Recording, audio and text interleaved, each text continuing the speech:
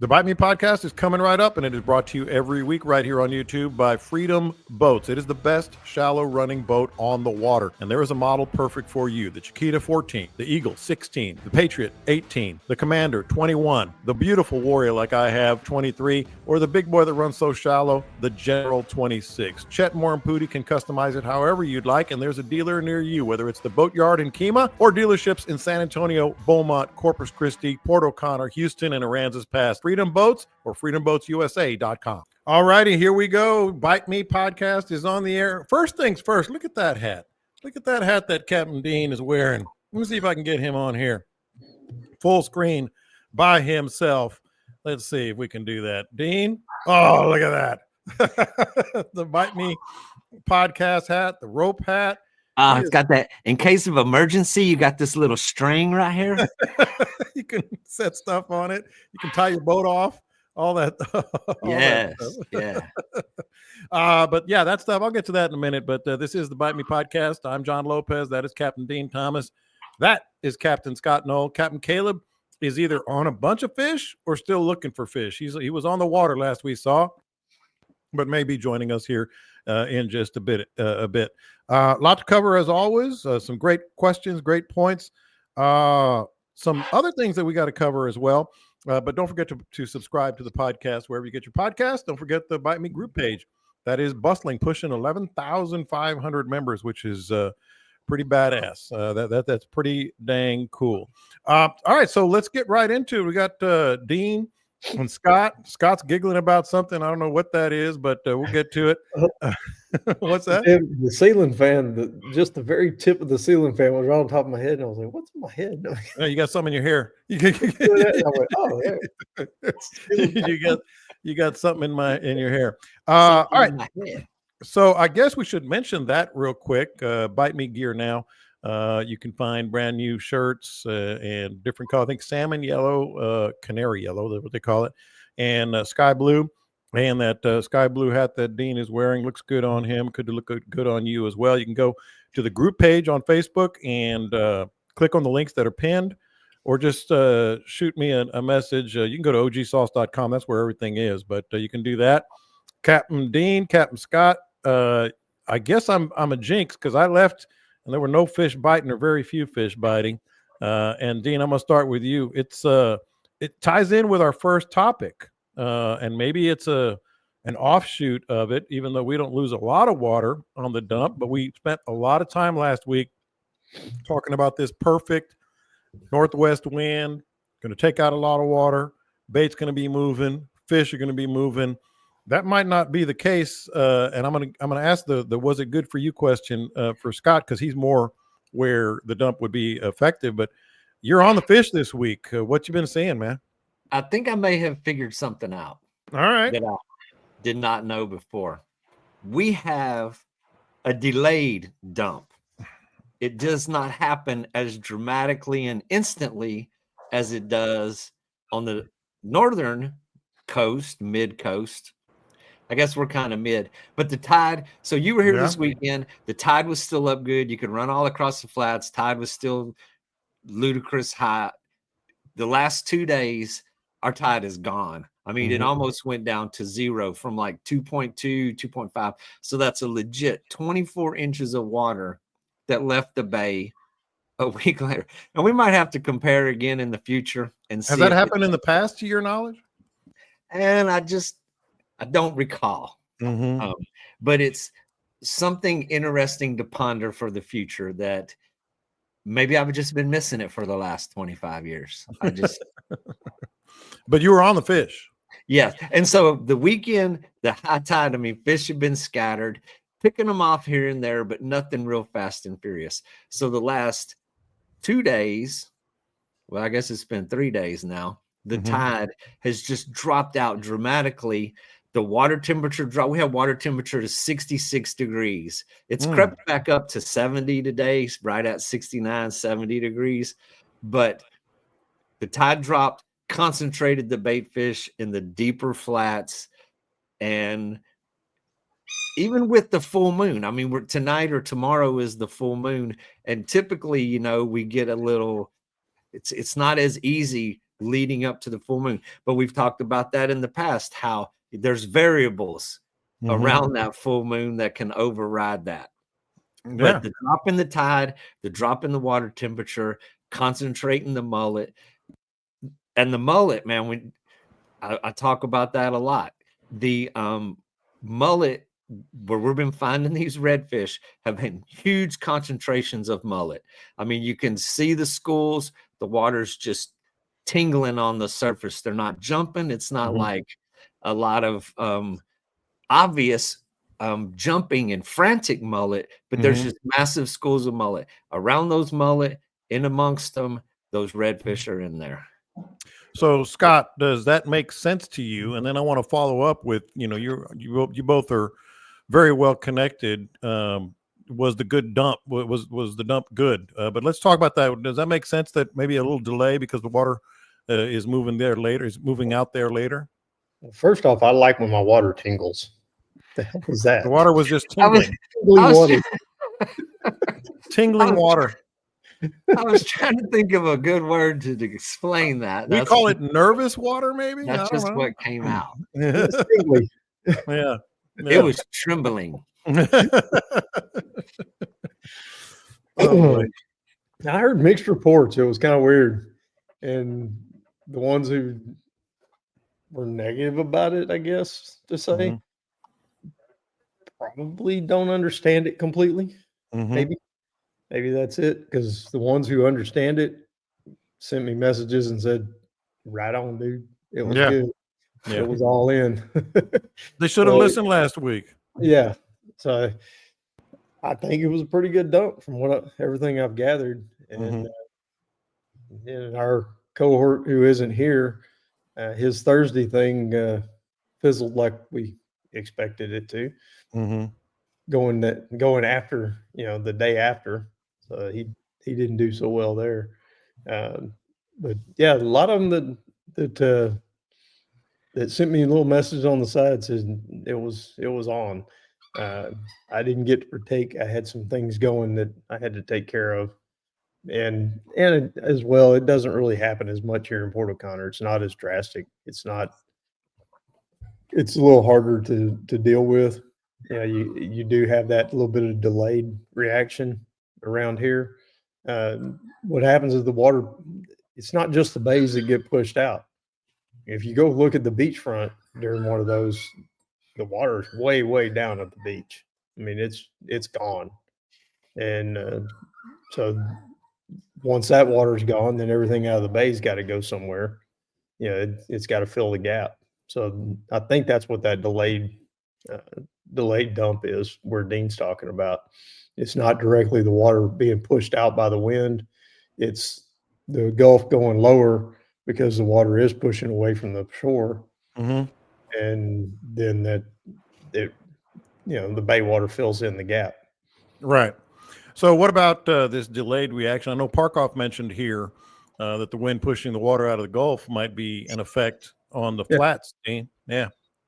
And I mean, it makes sense that it takes time for all that. And then you still have, an incoming tide in between all that is going to offset a little bit. It's not going to just drain for 3 days. You're still going to have a tide that wants to come in every 12 hours or so to offset that. And of course, the location of the coast, we talked about that a lot the last couple of weeks. And of course, Galveston and that part, I mean, the wind blows straight offshore, straight out of the bays. And every system is going to have its own nature. But we'll see what happens on the next one. I mean, we'll compare and contrast if it does it again with the same rhythm. And, you still, no matter what you think, you still figuring stuff out there on occasion. Man, every time, it's something. But then, and if you're looking at like Copano Bay and St. Charles Bay and those bays way back in there, I mean, it takes a long time for and the water has to flow out Port Aransas or Cedar Bayou, but it's not nearly. I mean, Port Aransas is 100 feet deep, and 200 yards wide. That's a lot of water compared to, knee deep water in Cedar Bayou that's going in and out of there. So the time that it takes for all of that water in those back bays to move with the fluctuations of the high tide going back and forth, delayed response. Yeah. That's a big part of why Galveston does so well, is you got Chandler's Pass, which is, a very large pass, and you got the Galveston Ship Channel. Mm-hmm. I mean, that's a huge amount of water can go through there in a short amount of time. So I think that's probably part of why it's a little more dramatic there.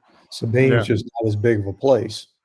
It's not big of a lake, so it can drain out. Same with Shoe. Those other places further up the coast, they're not as big and wide and as expansive as what Dean's talking about with Copano and all of that having to go out. I mean, you look at it from Baffin all the way up into Copano, all that has to go out through that one cut. One spot. Yeah. Yeah. Basically. Probably a good time to remind people to subscribe to the podcast wherever you get your podcast, but especially Podbean, because you can go back and listen to last week's episode. You can listen to every episode that we've ever talked, because there will be another dump, and we're getting comments right here on the live stream on YouTube, which we record live every Tuesday at 3:30. You can hear the podcast because I'll post it by 6 p.m. on Tuesday. But we're getting comments. Scott, you were right on in what we talked about last week. Dean as well. So yeah, you want to go back and learn some. I mean, this is why we do it. You said, Dean, you're talking about we learn something every time, or maybe you don't even realize it. And it's a little adjustment that you make. You know what I mean? With stuff like that. You never know. If you're not careful, you just might learn something. Yeah.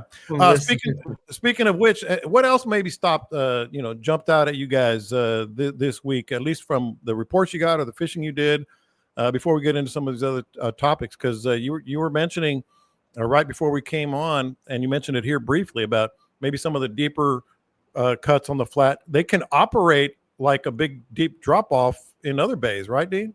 Yeah. I think one of the biggest factors of this week was the drop in water temperature. I mean, we went from, it wasn't that many weeks ago, we were still seeing 84-degree water temperature.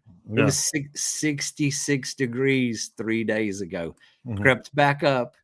But so as the tide drops out, that water's there, it's going to warm with warm afternoons. The shallow, it's going to warm up a little quicker. But from 66 to still only 4 degrees. 70 is what I just love. I mean, when it's hanging in the 70-degree range, it's all good. But we went from 84 plus or 80 plus to, and this crazy high tide, to a low tide and 66 degrees. It just kicks the seasons into the next gear. And it concentrates the fish. So the flats that we've been fishing on that super high tide, they're bone dry today, man. I mean, all of the sandbars are poking out, all the reefs are out of the water, and even the high tide. So before, the low tide was still the high tide. Even when the high was ridiculous, the low tide was still, you could run anywhere you wanted to across these flats. Today, the high tide is still low tide. You still have sandbars poking out. You still have all those things. Amazingly, I understood exactly what you said. Remarkably, I did. Low tide. A low tide is a low tide, and the low tide is still high tide. The low is dirt. That's what it is out there. Low tide ain't no tide. Haven't seen them redfish crawling up on the sandbars lately, but if they run out of water, you will see them. But all of that put together with the changing temperature, the tides changing, and absolutely amazing conditions, light wind, the most pleasant, enjoyable.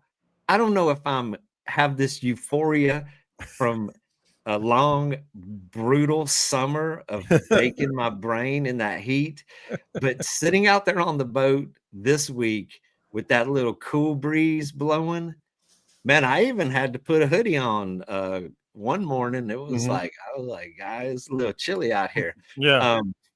But the most amazing, beautiful, pleasant weather coinciding with redfish just blowing up on top waters. And I was earlier, I was saying, crystal clear water at midday with these low tides throwing top waters across that grass.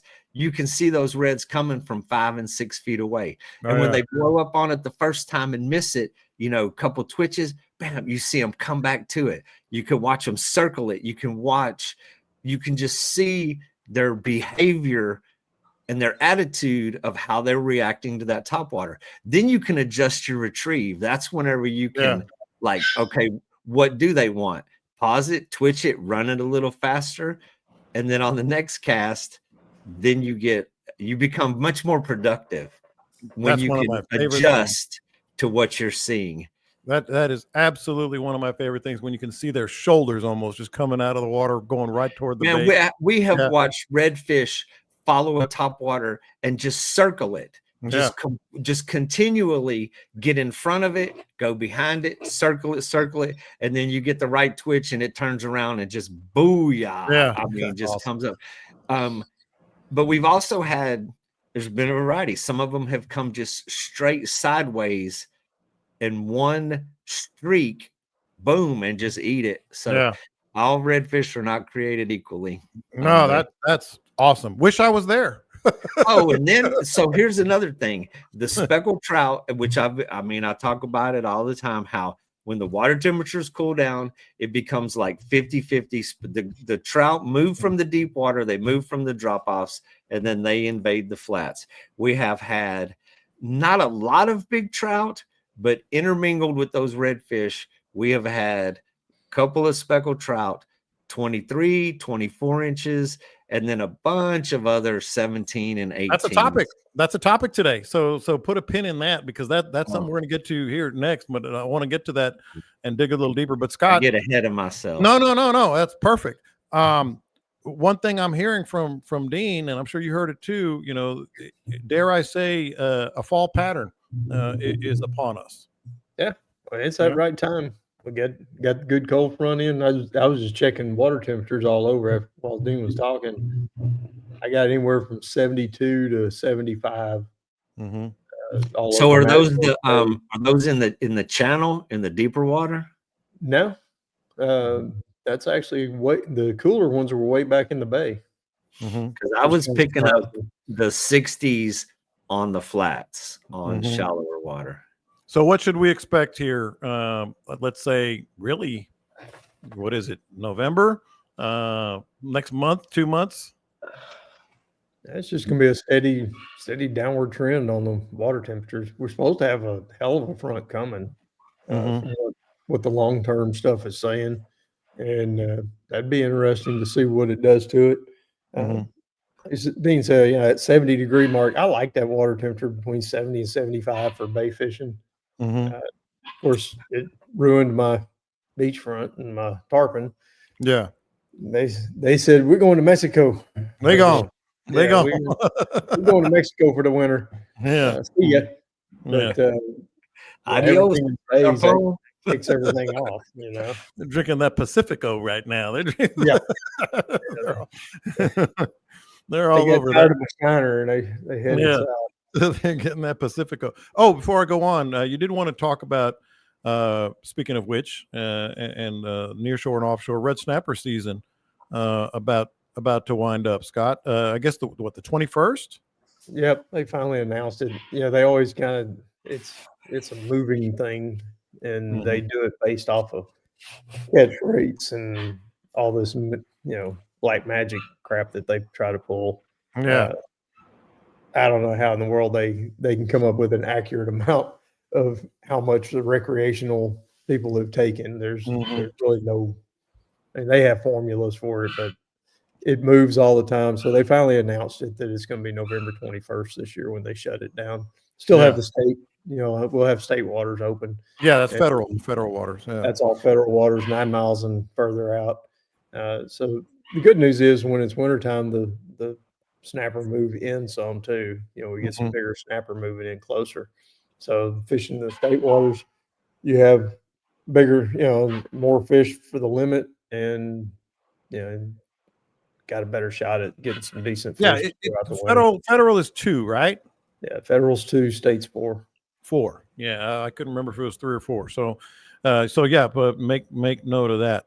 All right, so this is the topic I wanted to talk about that Dean touched on, and maybe even though we didn't catch a whole lot of fish, we did catch a bunch of trout on Saturday, I believe. And lo and behold, like that night or the next day, I got a question exactly about that. And I think it ties in with this cooling water temps and stuff.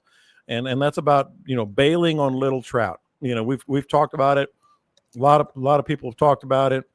All I'm catching is little trout. We've had that as a topic, how long do you stay with the little trout? Do you move on or whatever? Well, as luck would have it, we were fishing, my wife and I were fishing a drop off because we weren't catching any red. I mean, there was no reds on Saturday, like nothing. I didn't see anything. I didn't get a blow up hardly or anything. So I said, let's go see if we can find some trout on this drop off.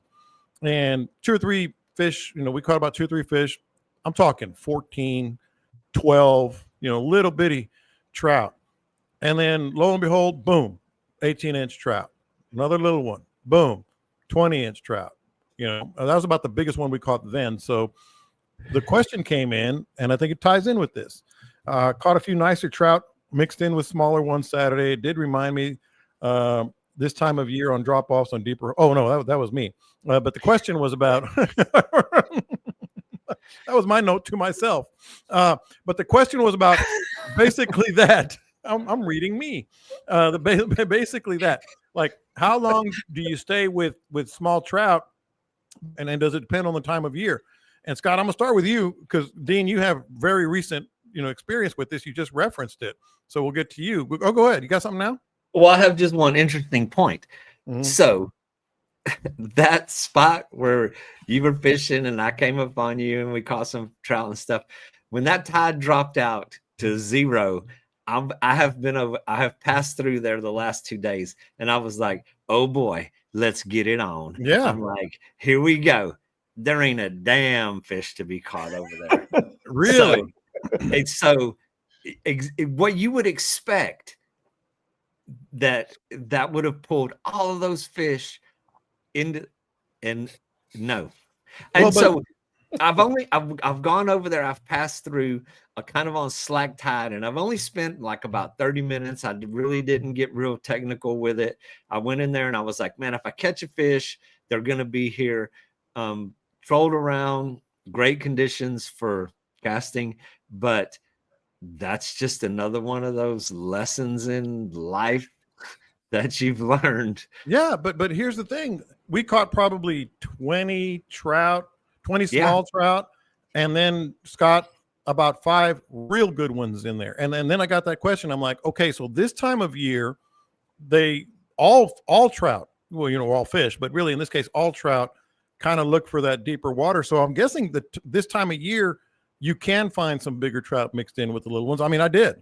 This is a game changer, people. Show your boat how much you love it. Take it to Gulf Coast Marine Shield. When I say a complete game changer, it doesn't even do justice how much better, more efficient, and gorgeous your boat will be. New boat, older boat, big boat, or small boat. Gulf Coast Marine Shield offers incredible surface protection, from marine protection film to window film, as in your electronics, and ceramic coatings. Your boat will never look better, and it all adds up to complete protection from salt, sand, while helping protect your paint and gel coat. 832-930-5655, Gulf Coast Marine Shield.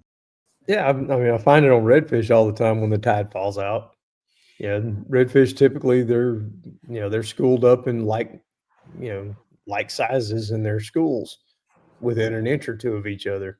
But when that tide falls out, all those fish come from everywhere that's been flooded, and they fall off into that deeper water together. And I think it takes a while for them to sort things out. Yeah. I really do. No, and sometimes it happens so many times on redfish. I don't see why it wouldn't be the same with trout. Yeah. And sometimes you get the little fish are just more reckless. I mean, they're going to get to it first. They're going to be a little more careless. And then that type of fishing for us here, where we fish those drop-offs and the edges of those, it can be real technique oriented as well. It can be specific to the retrieve, where you throw it and you let that thing sink. I mean, you don't touch it for like 5 seconds. Let it get to the bottom, and then work it across the bottom is going to usually pick up a better fish. If you work it higher in the column or on the top, and if you keep doing that, you're going to keep catching little trout. You're going to keep catching the smaller ones. But if you kind of get tuned in to a different retrieve, then you can find a different variety of fish in that column. And normally that's fishing in water that's like 4 feet deep for me. And that's about what it was. I think I told you the better trout, well, the trout that I was catching were all in about 3+, just a little over 3 feet. Right. But again, man, it was like, she was like, well, we're just catching a bunch of little ones. And then all of a sudden another big one mixed in. So to answer the question, I guess, Scott, dropping tide, cooling water, those trout just they don't care who else is there, Yeah, I mean, big ones eat little ones too. That too.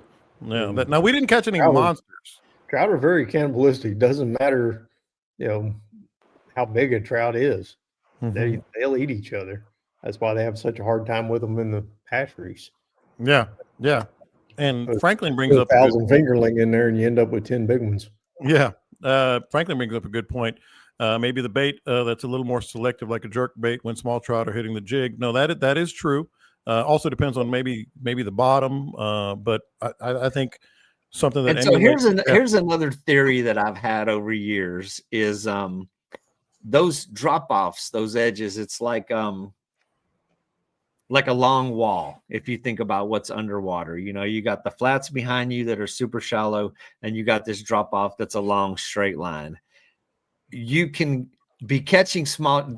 So my theory is, I don't have any science behind this, but it's my theory, is that those fish are moving along that drop off. They're not parked in one spot. They're kind of moving from one right to left or left to right. And you can sit there and you can be catching small trout, and then all of a sudden, boom, man, you start getting into a better variety of trout. And my theory has always been that you just have to wait, keep fishing until a better variety passes through the area. Or if you have good conditions where you're on the troll motor and you can be mobile, you move up and down and try to head them off. Yeah, that was actually...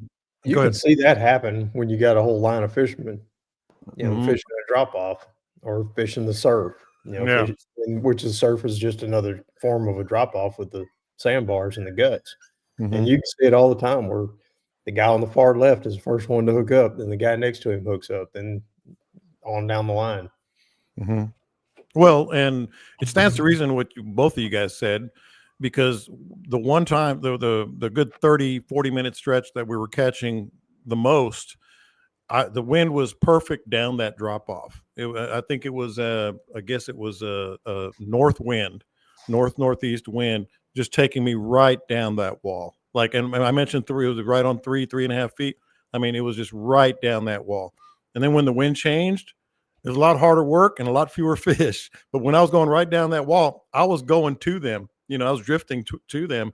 So, this time of year, man, not all times a year are the big ones going to be mixed in with the little ones. But this time of year, it seems like it would definitely work.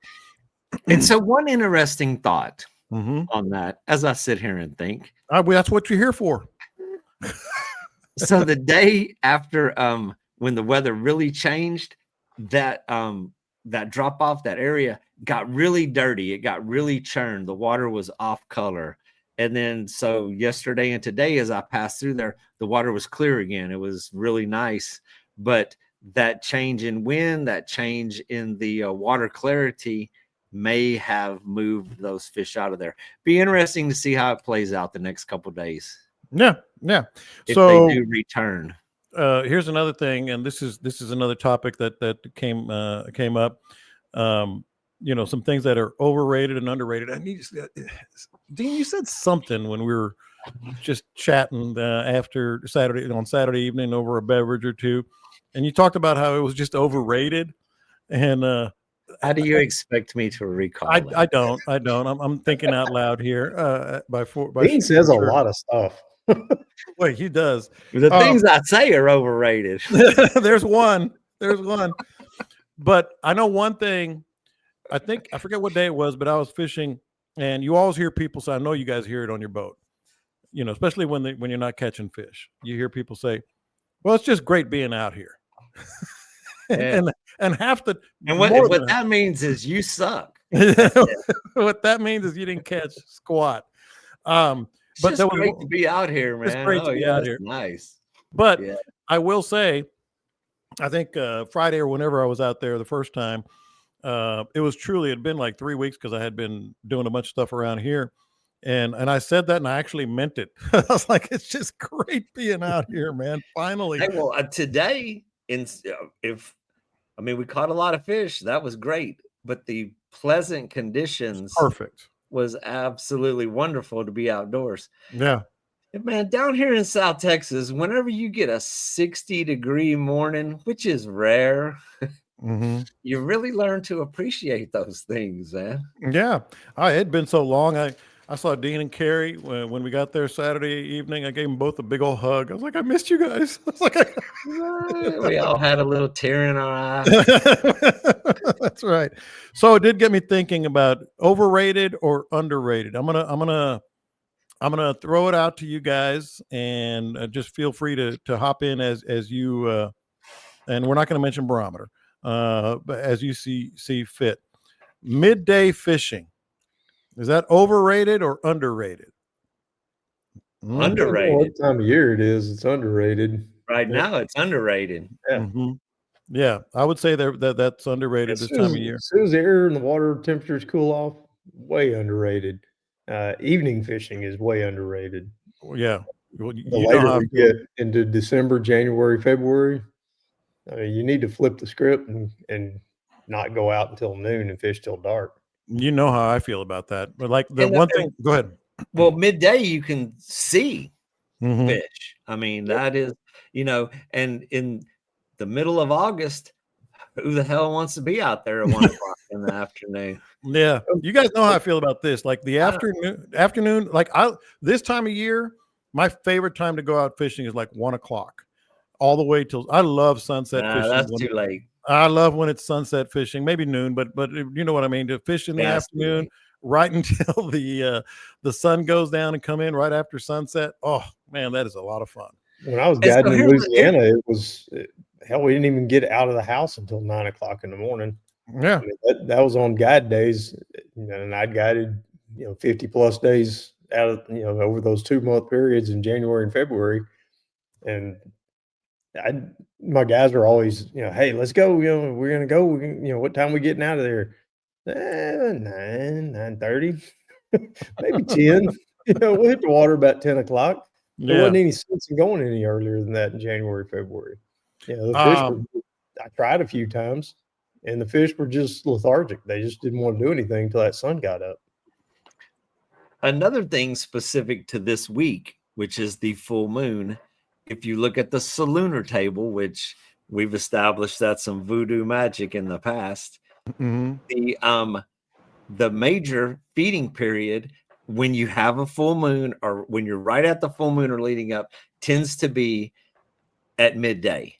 But in July, August, September, midday, you have overriding factors, which is 90-degree water temperature, and nobody wants to be there. So now, when you have these cooler days, and then it coincides with a major feeding period at midday, man, you got just a couple more factors in your favor. You can see fish, they're active, the water temperatures are down, and it's enjoyable to be there.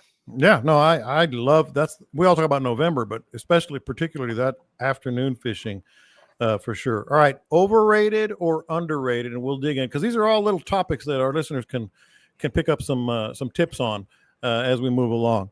You've heard Mark Nichols on the podcast, and you know he's caught more fish and changed the fishing game like few others. Mark and DOA Lures have everything you need and want on the water. That's what we use. DOALures.com is the website. Of course, you got the classic DOA shrimp, but top waters as well. I'm a big fan of the PT7. You see us using that all the time. That is DOA. Get to a retailer near you. They are all over. Or go to DOALures.com and be sure to listen for Mark Nichols on this podcast. They have revolutionized the fishing industry and they keep doing it. DOALures.com. Will any color work? Is that overrated or underrated?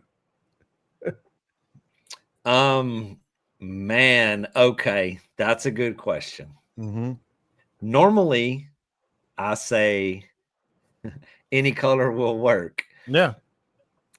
We've been throwing different colored topwaters over the last couple of days. The bone, or okay, whether it's white and red, white and green, white and white, as long as it has had white on it, it has gotten hit. I throw the gold and black a lot and the chrome and black a lot. And I've been in the middle throwing the off colors while my guys are on the front and the back throwing something white.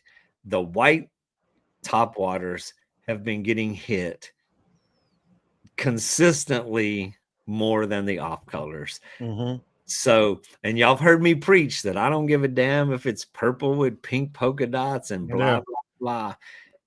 That theory has been kind of proven wrong this week. So color has had an influence in the last couple of days. What do you think, Scott? I think the white thing is when they're eating mullet. And when the mullet are riding high up in the water column, right up on top, and they're, what is it, sprinkling the surface or whatever, titillating the surface. That's when white seems to do best for me. Mm-hmm. And on soft plastics, generally speaking, it's either light or dark, and that's about the only two colors I consider. There's a light color, there's a dark color, and but my best snook day in Texas ever, they would not eat anything but a white soft plastic. Period. Where were you? Down the Brownsville Ship Channel, and fishing with Lee Alvarez, and it was right after a big freeze, and the mullet were kind of stunned, and they were sitting on top in dirty water, and the snook were just blowing them up from underneath. And we had all different colors. It was a DOA event, one of the Mark's media events, and so I was paired up with Lee, and we were playing around because we had, we got all the soft plastics in the world. We know a guy who makes them. Yeah. And, we were struggling trying to find white in the boat. I mean, we were digging around in both our boxes because we were running out of them, and we caught 50, 60, 70 snook that day. Oh, baby. At least that.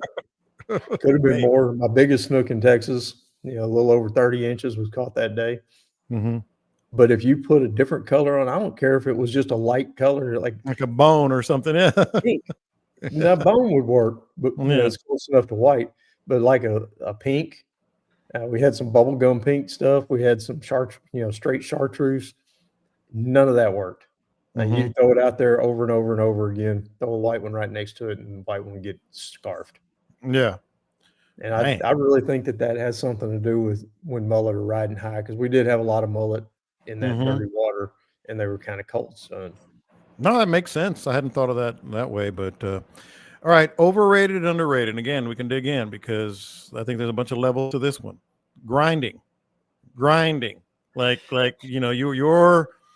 you're 45 minutes into a wade or a drift or whatever it may be, and you just keep going and keep going. Is that overrated or underrated? 45 minutes is a warm up. There you go. 6 hours is a grind. I'm talking about like that particular spot.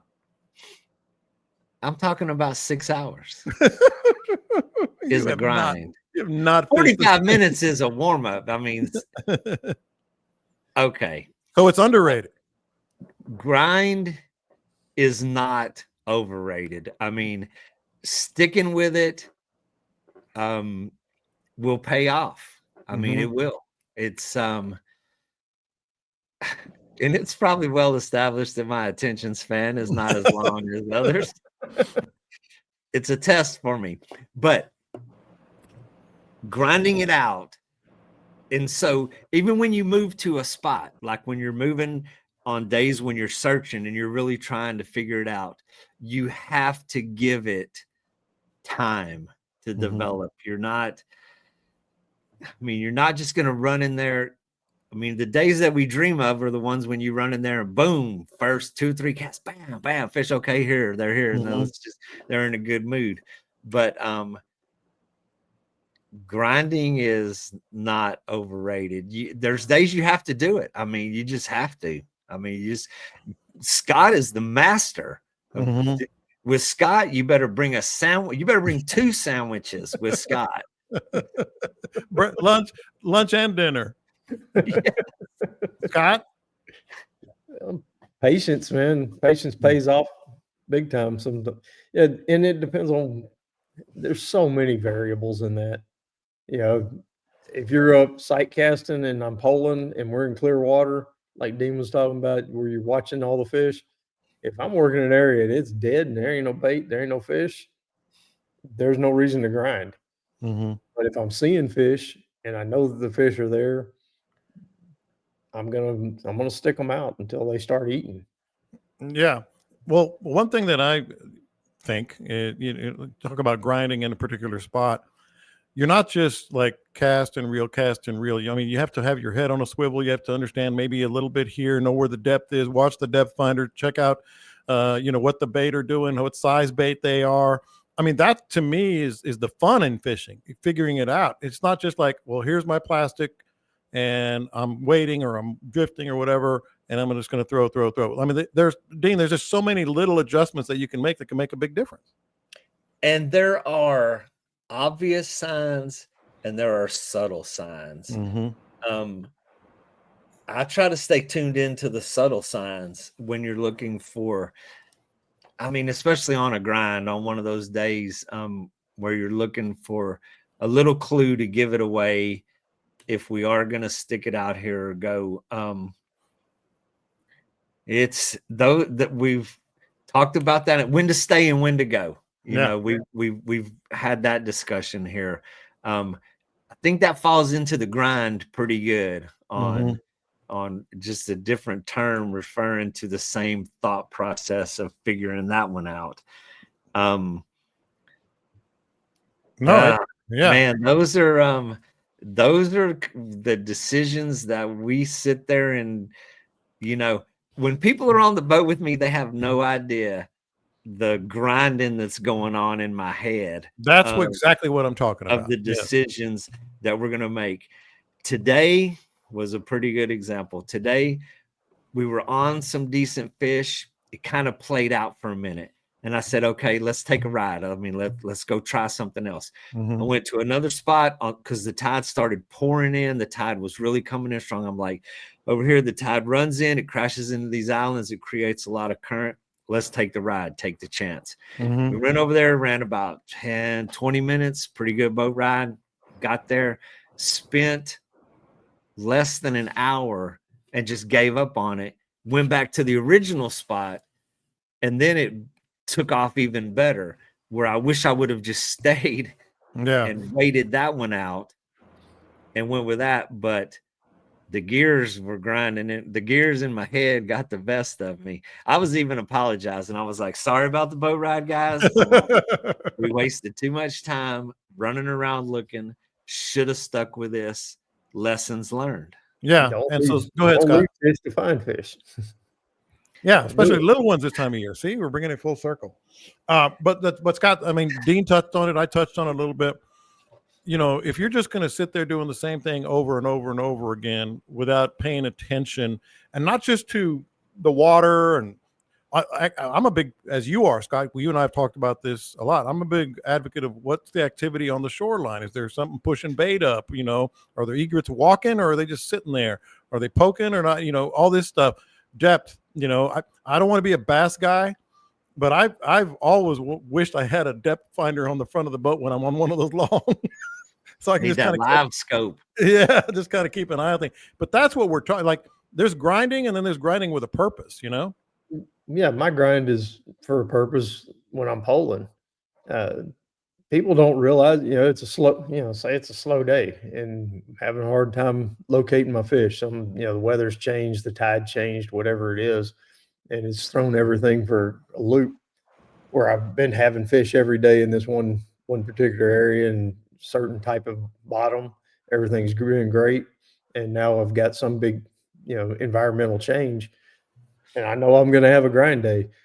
I'll pick an area to pole where I can hit all different kind of bottoms and different kind of structures and different depths. And I'll start off at one end of it. And to the customer, it probably looks like we're just, pulling the same thing all No day rhyme or long. reason. Yeah. And there's no rhyme or reason to it at all.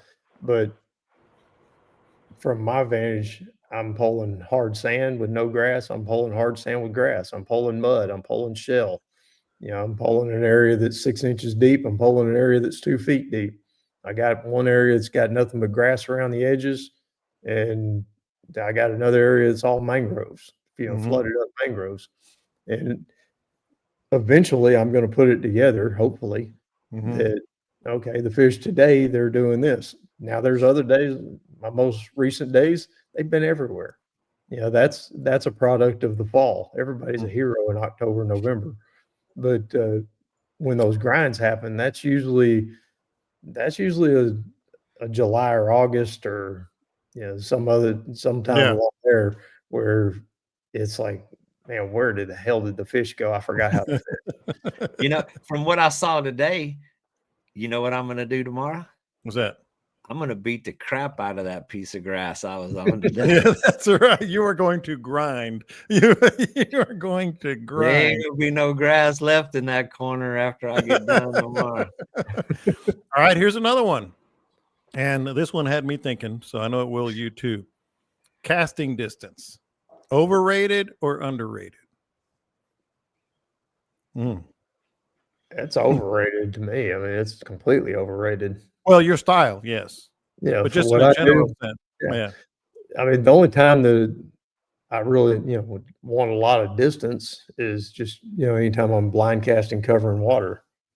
And now that does apply for the tarpon fishing, from time to time, whenever the tarpon are up and they're moving around. Yeah, it's great to be able to cast a long ways and cover more water. It also works out when we're doing the jacks or anything like that because they pop up over here, they pop up over there. You never know. You can't have the boat in the perfect position. So some days you got to be able to hum it. Trout fishing along a drop off or something like that where you can cast further and you can cover a little more water. But day in, day out, accuracy beats the hell out of distance in my game. However, and it is a great contrast between what Scott is talking about and drifting the wide open grass flats where I'm at. Distance coverage does pay off with fish. I mean, you're hitting a sand hole before the boat alarms those fish of that area. So to me, long casts catch more fish.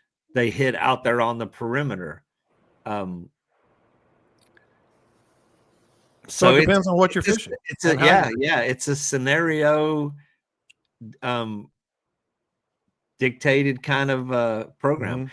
Drifting the wide open flats, the grass beds, the longer the cast was going to probably create more opportunity to create more opportunity, but not necessarily eliminate any opportunity because how many times they hit it right by the boat? I get people that can't cast the length of the rod and they still find a suicidal fish under the boat. So that's how they catch them. That's part of why, I have so many rods. That's what we did. Me and Collins worked on the sawgrass rods for that tarpon rod was something that we could really cast a long ways and being able to cover a lot of water with it. and being able to hit those fish that popcorn up on you. You know, they just show up here, show up over there. But on the polling skiff, that's why I go with a shorter rod. Mm-hmm. Got a lot better accuracy. The shorter the rod, the better your accuracy is with it. And we're not casting over the horizon. You know, we can't see the fish over there.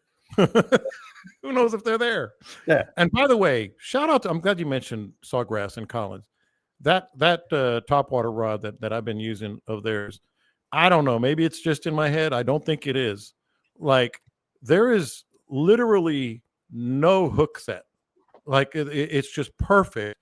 The action on the tip of it or whatever, as soon as they hit that topwater, it is hooked. And a lot of times I know, you know, redfish or trout will do that anyway. They'll kind of hook themselves if they really bang the bait. But man, that is a good rod. It's, and you're talking about the tarpon rod. I'm talking about the topwater rod that he gave me. Just outstanding, just freaking outstanding. All right, this was going to be in the next topic, but we might bump it over to next week, because I think this is a good one that's overrated or underrated, and that is rod length. The length of the rod. Is that overrated or underrated? I know it depends, but give us your thoughts.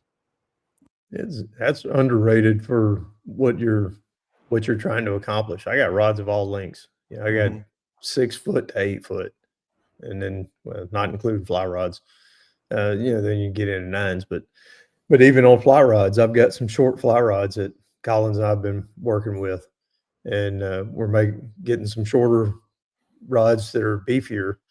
And you can't cast as far, but you can cast really accurate with them, and you can fight a big fish. And you can subdue a big fish pretty quick.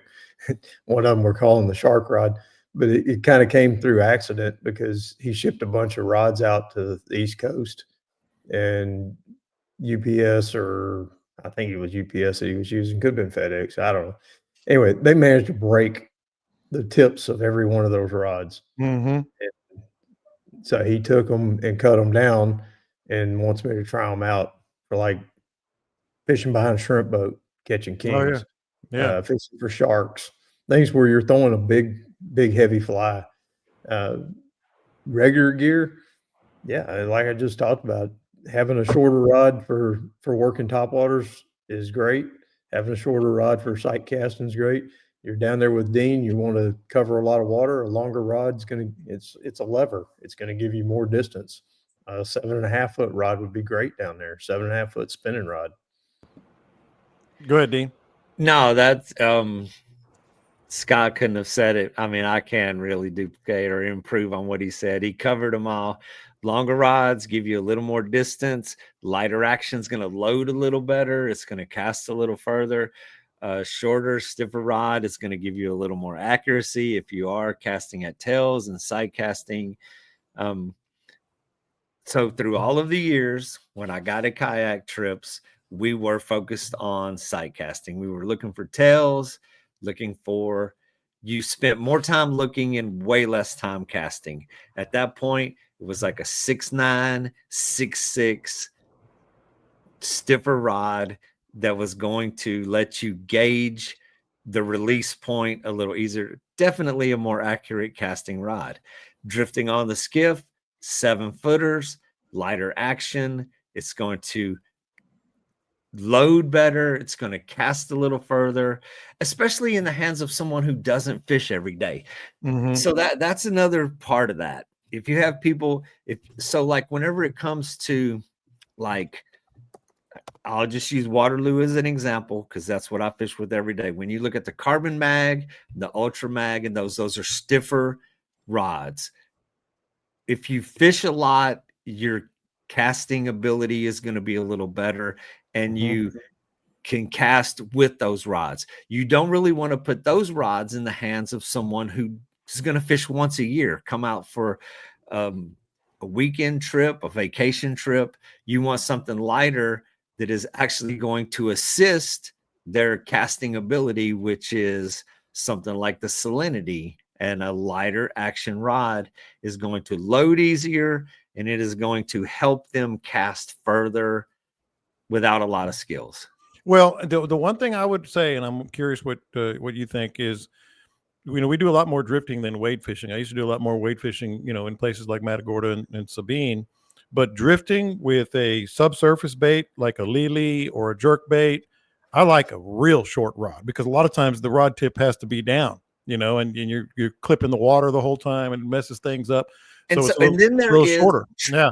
it's transferring the energy from the Yes. tip of the rod to the lure. Yes. So a stiffer rod, a medium action with shorter bumps of the tip is going to put more action into the lure. A lighter action rod is going to bend more. Why it's called a lighter action. So you're going to have to put more energy.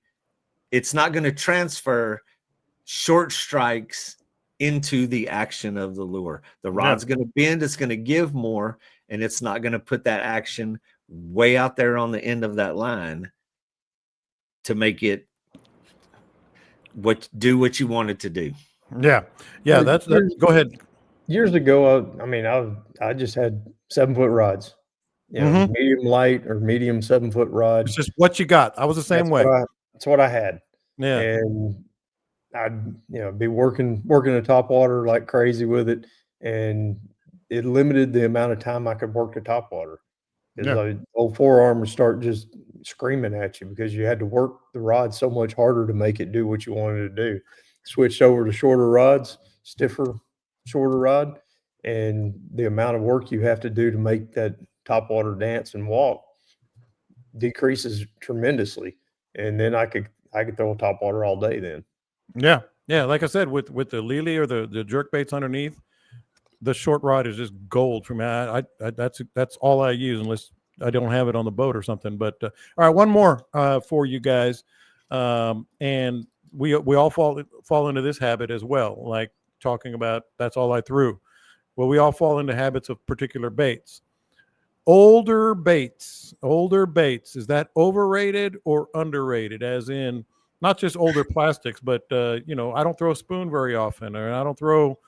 Well, certainly where we are, I don't throw the corky as much, but or even older baits than that, some of the mirror lures and stuff like that. Is that overrated or underrated?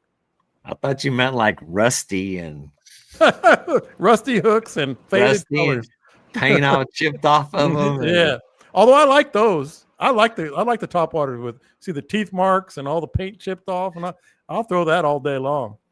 Let's talk about taking your game to another level. Let's talk about Sawgrass Rods. If you haven't heard, they're taking over the inshore, offshore, and fly rod game. Sawgrass Rods, Colin Zillich, the whole gang over there are going to make sure that you've got the right rod. We throw Sawgrass rods, and Sawgrass is the next level of rod. I'm telling you, when you order a Sawgrass rod, if you don't like what you ordered, return it. They'll pay for the shipping. That's the way it is, and that's the way you can trust Sawgrass Rods, sawgrassrods.com.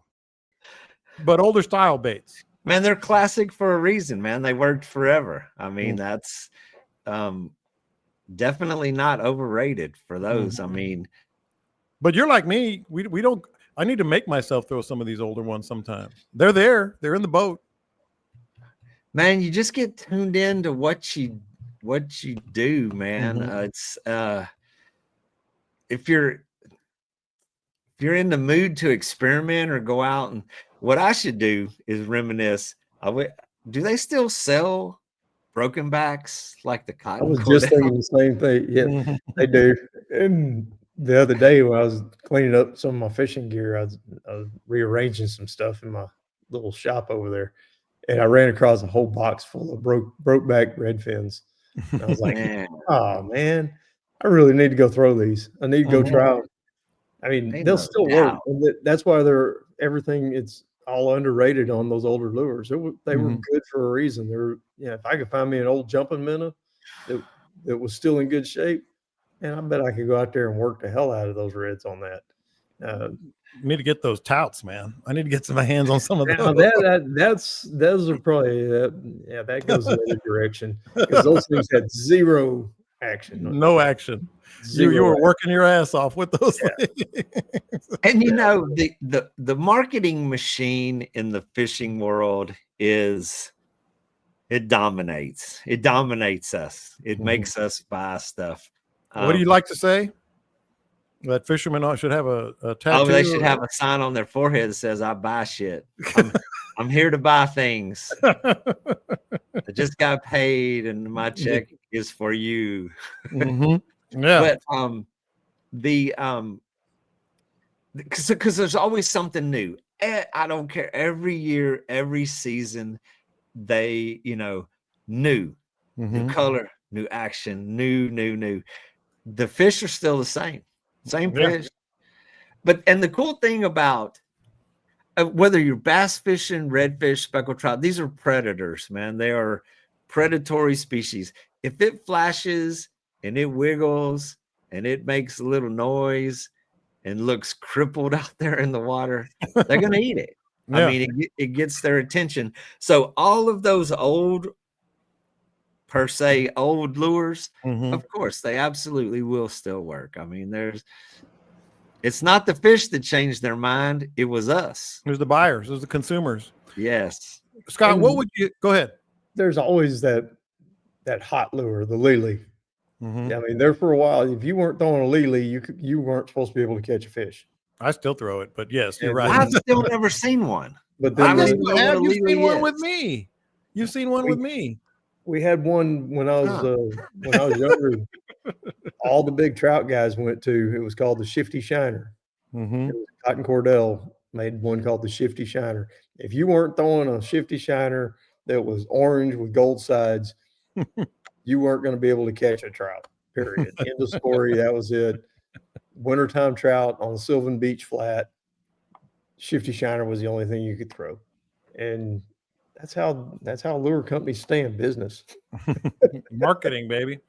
Let me ask you this before we get to what would Scott do and Dean do here, because what would you have to see in the water? What would make you throw a gold spoon, Scott? What would you have to see? What would the conditions be, et cetera? I get that question all the time. To me, it's been more of a mood and maybe the shoreline. If I'm or right off the shoreline on some shell or some rocks or something, keep it right above that. That's me. But what would you have to see?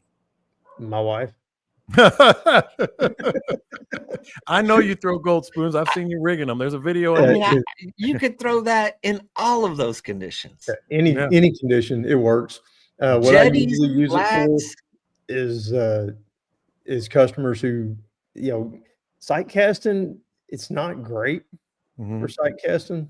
A lot of times you drop that spoon in too close to them, it freaks them out a little bit. I think it's just overwhelming. But my customers who can't quite cast as well, I've seen the reds go from a much further distance to hit that than they will a soft plastic. So there's no reason not to throw one, in most conditions. And blind casting over grass flats, it's a way underutilized, great tactic. Yeah.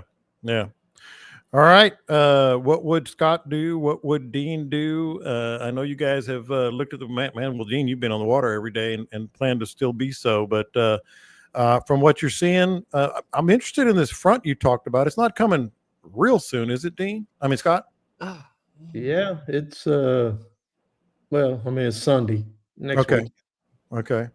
That's what they're showing as of right now. And I only know that I don't normally look that far out, but I know that because one of my customers for next week, Alex, the guys that I gave that trip to, him and his yeah, they're coming out on I think the 12th, and they were already sending me messages about it. Looking out all the way to the 12th, I was like, guys, that's way too far out there. Yeah, we got a little group text going. They're kind of excited about getting out.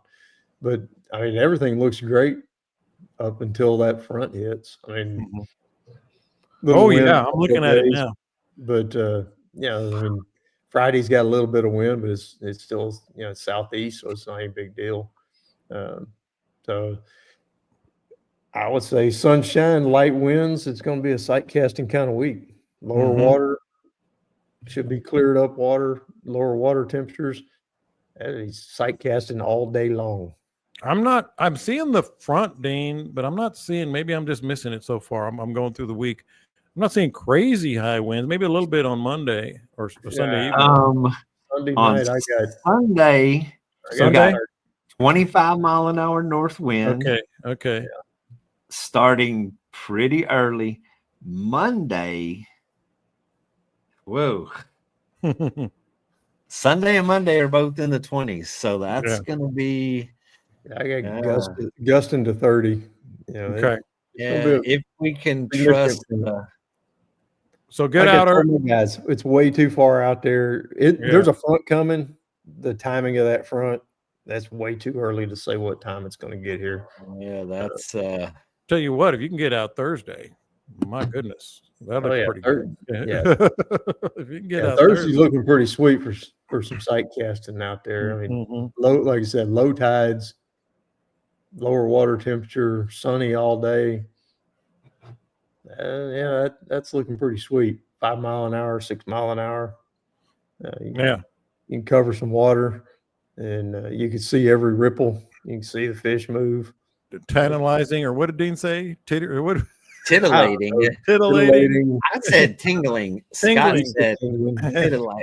You can see that. You can see that tingling water. You had me at titillating. Either one. I'll take tingling. I'll take titillating. It's been a while. The rest of this week looks amazing. My son, I will be out for the weekend though. I am going to my youngest son's wedding this week. How about that? How about little Nico getting married? And you met well, should we even talk about you met DJ's +1? No, DJ's shipping his he's shipping his in from Austria. Hey, there are worse things that could happen. No, so we got a little family wedding going on this weekend, and then it looks like Sunday and Monday is going to be kind of rough.